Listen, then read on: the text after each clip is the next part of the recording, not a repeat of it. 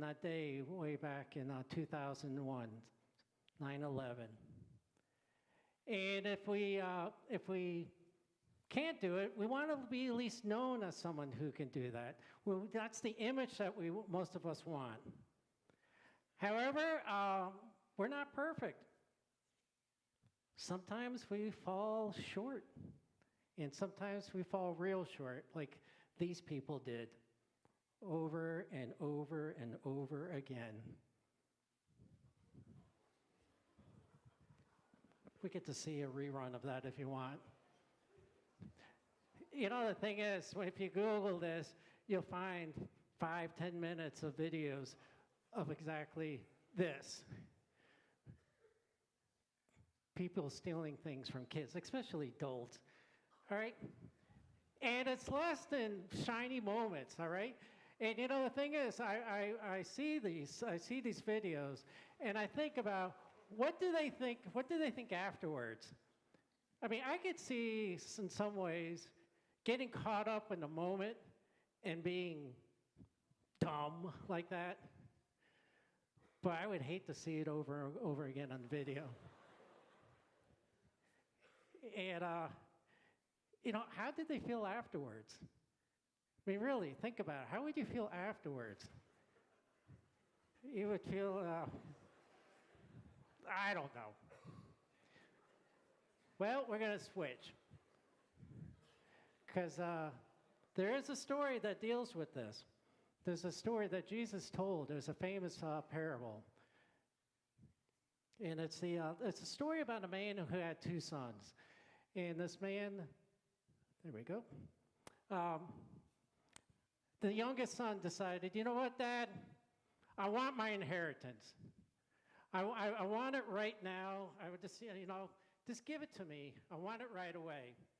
And, you know, this is basically, in that culture back then, that was basically the son saying to the father, I want you dead. All right, I want you dead. And, you know, it was a pretty harsh thing, right? But, you know, what the father did in the story, the father said, okay, he gave him half the inheritance. He gave what was going to be his fair share. He gave it to him, and the son took off.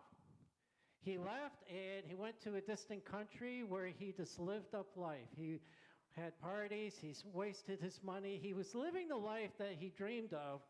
It was nothing but good times until the music stopped, until the money ran out.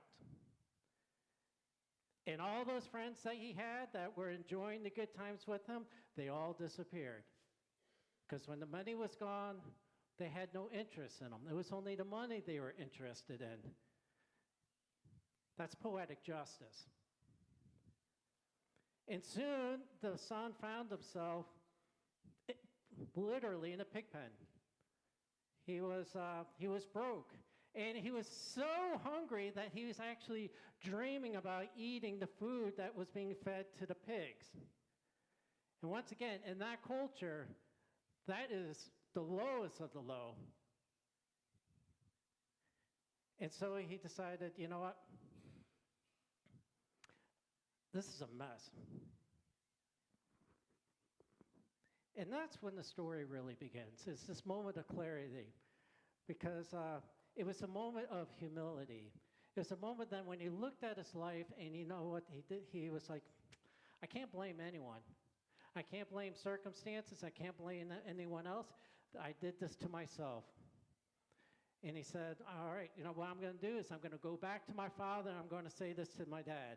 Father, I have sinned against you and heaven. And he was not expecting Dad to take him back as a son. He was not expecting that at all. All he was hoping, he says, at the very best, what I can hope for is that I can become one of the servants on my father's estates. At least I will have some food. And that's the first step. That is the first step when we mess up, like those people did in the video, when we mess up in life, is owning it.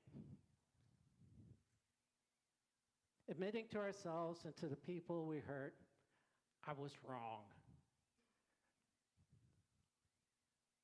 and apologizing, not expecting a pat on the back, but because it's the right thing to do. And it is a hard thing to do. It's a hard thing to do. It's a hard thing to take ownership of something, and then it's a hard thing to go before the person and say, I was wrong. It is a courageous act, and it might not be recognized by the person you are apologizing to. Alcohol Anonymous is a wonderful organization, and they take this wisdom and they've used it to change people's lives over. And one of the steps for people recovering from alcoholism is to try to make amends with all the people that they hurt in their past life. But they also do so knowing when they go back to the person to apologize, it might not be received. But they still do it. And now in this story, what happened was that's what the son decided to do. I'm just going to go back and I'm going to apologize and we'll see what happens. And what the father does, well, we're going to talk about that in a couple of weeks. But what the father does do is he did the unexpected. The father ran out to his son. The father embraced his son. He called for the best robe, and they had a party and welcomed the son back in. And we're going to talk in 2 weeks about that radical grace. But right now we're going to look at the son. Because we don't know what the son did. We do not know what the son did in reaction to this unearned, this undeserved, this radical gift of grace, this radical gift of forgiveness, this radical gift of love. We don't know what he did. We don't know how he responded. But if we jump up 1,700 years or so, we know about another guy who was kind of the same. He messed up, big time. A guy named John Newton. Now, John Newton, he was part of a very great evil. He made his money shipping slaves across the ocean.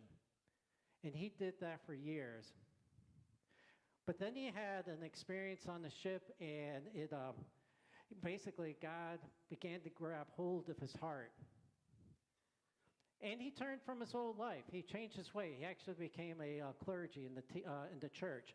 But as it often is, it was a long process. It wasn't something that happened immediately. It was a process.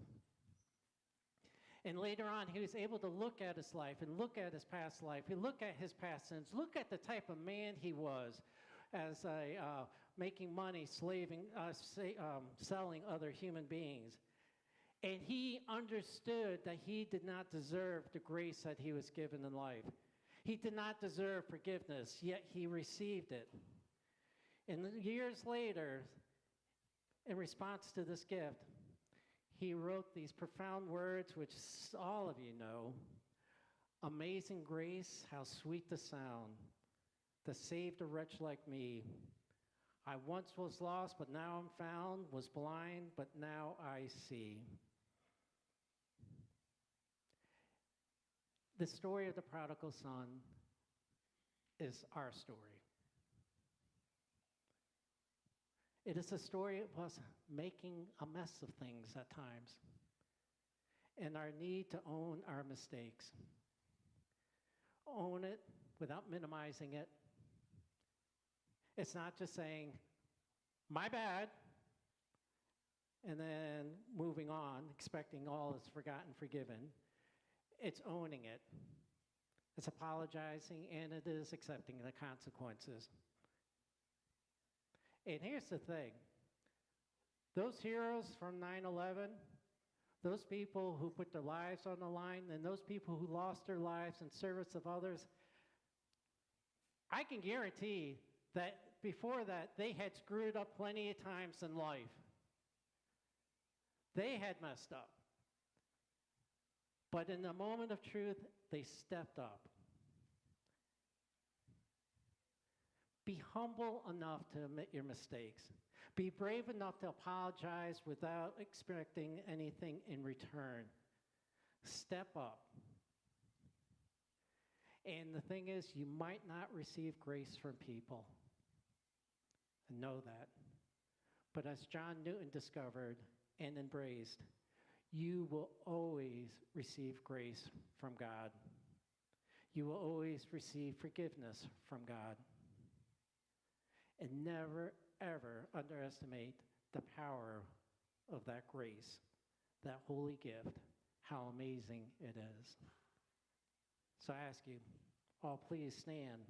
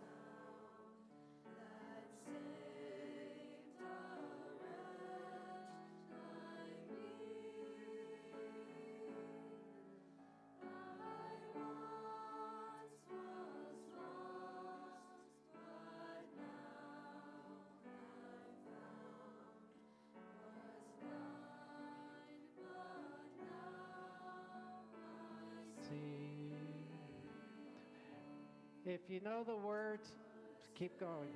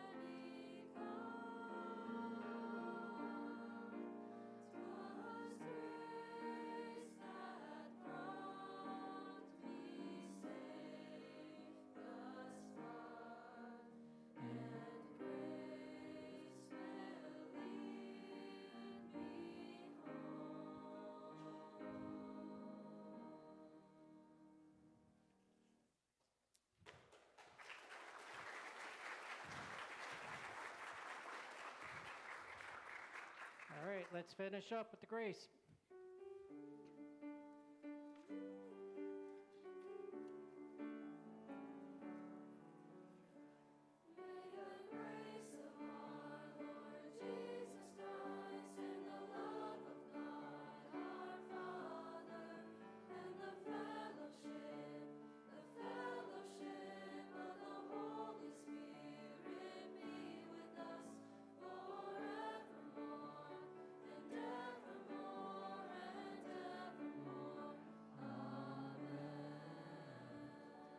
Go in peace to love and serve the Lord. Hallelujah, hallelujah. Ah, that was a little weak.